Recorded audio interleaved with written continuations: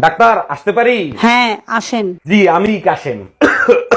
বুঝতে পারছি আপনার কানের সমস্যা। জি ঠিকই ধরছেন, আমার কাশির সমস্যা। আগে ফিস দেন তারপর চিকিৎসা। আমি ফিস চাইছি, কিস না।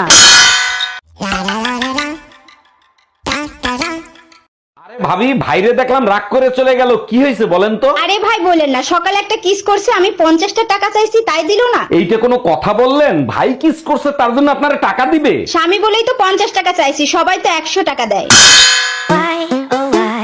অরুণ সাহেব, আপনার শরীর এখন কেমন আছে? ডাক্তার শরীর ভালো আছে, আপনি প্রতিদিন 10 কিলোমিটার করে হাঁটতে বলছিলেন। বাহ চমৎকার, শুনে খুবই ভালো লাগলো। ডাক্তার হাঁটতে হাঁটতে আফগানিস্তান চলে আসছি, এখানেই থামবো নাকি অন্য দেশে যাব? অরুণ ভাই, শুনলাম আপনার শ্বশুর আপনাকে হেলমেট দিছে কিন্তু গাড়ি দেয় নাই। হ্যাঁ ভাবি ঠিকই শুনছেন, হেলমেট দিছে গাড়ি দেয় নাই। আমি তো শুনে অবাক হয়ে গেলাম, হেলমেট দিল কিন্তু গাড়ি কেন দিল না? 6 মাস পরে বুঝলাম, যখন আপনার ভাবি পিছন থেকে বেলুন ছুঁড়ে মারছে।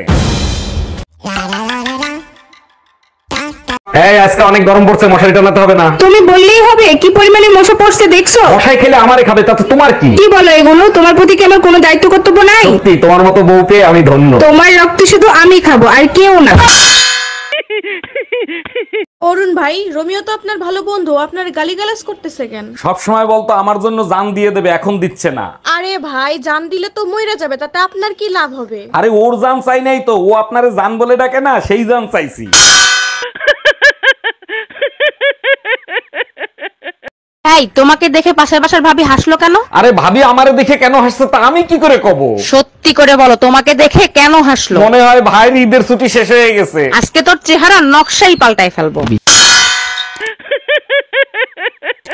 এই শোনো, যখন আমি রাগ করে বাবার বাড়ি যাই তখন তুমি কি করো? তোমার ছবি বুকে নিয়ে শুয়ে থাকি। ওরে আমার বাবুটা। আর যখন গলার আওয়াজ শুনতে ইচ্ছা করে তখন তুমি কি করো? মামুনের একটা খুজলিওয়ালা কুত্তা আছে না, ওইটার পাছায় 2টা লাথি মারি। তুই কুত্তা, তোর জাত গোষ্ঠী কুত্তা।